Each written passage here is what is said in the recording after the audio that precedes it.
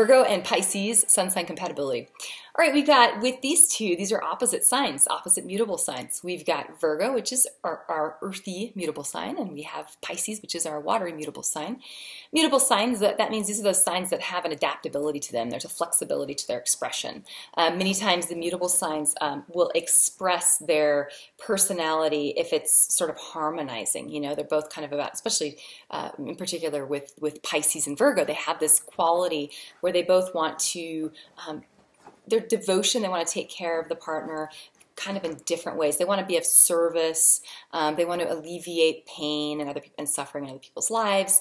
They both have this quality where they appreciate helping someone else, assisting someone with something.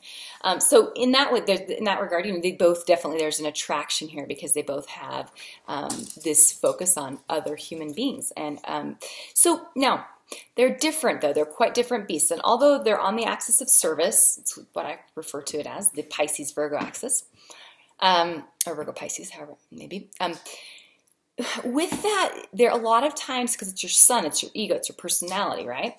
There can be a lack of sort of boundaries, a lack of like personal boundaries, and there can be a lack of even knowing oneself, especially with Pisces. And a lot of times, when you get a Virgo and a Pisces together, there is this sort of play for understanding each of their role in the relationship in a sense, right? Because if you put Virgo or Pisces with a stronger partner, like a Scorpio or something, let's say, or someone's a Taurus, someone that has a pretty strong personality type, that mutable Virgo or Pisces will know how to kind of mold themselves to the relationship. Okay, the partner will direct, the partner will make decisions many times.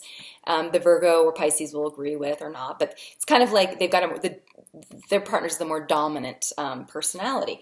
So when you put two personalities together that are kind of more submissive and softer, it gives a quietness to the relationship. It gives the possibility that they don't talk about things when they should, when there are issues, when there are conflicts.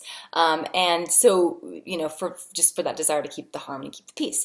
But this is also a really devoted coupling. And I like all the oppositions actually. Some more than others, but this is a nice one for a long-term relationship. Now, problem you might run into is it might take both of them a while to initiate the relationship. Okay, unless you've got, again, more assertive moon signs or more sort of Mars is on these two people, or even if the placement of the sun is in a house that's more assertive, like a fire house or something, or an air house, they're more cerebral. Otherwise, they could take a long time to really get going, and even they could be pining over each other for a long time before one of them asks the other one out, that kind of thing. I could see that happening. Now, also these two together both have a desire to serve in general. I think how this might play out a little bit. You've got Virgo who can be a little bit of a worrier.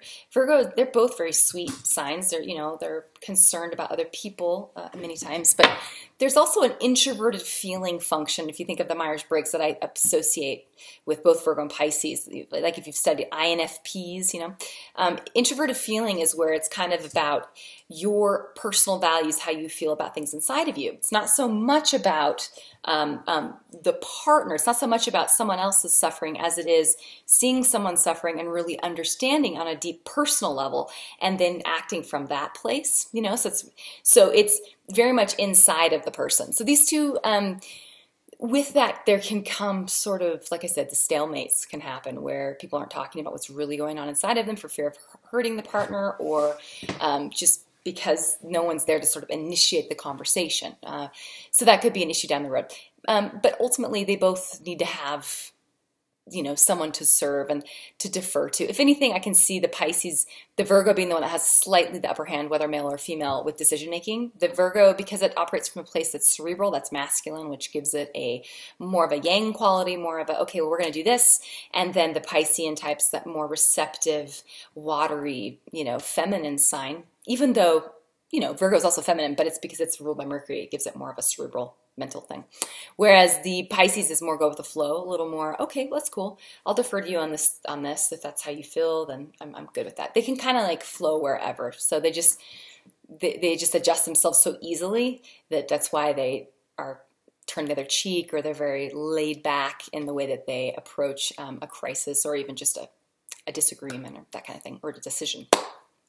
Overall, that's my take. Let me know what you think. This is just a little brief one, obviously. Tell me what you think about Pisces and Virgo, or Virgo and Pisces compatibility. I'm curious to see what your experience has been. All right, have a good one, and thanks for watching. Bye-bye.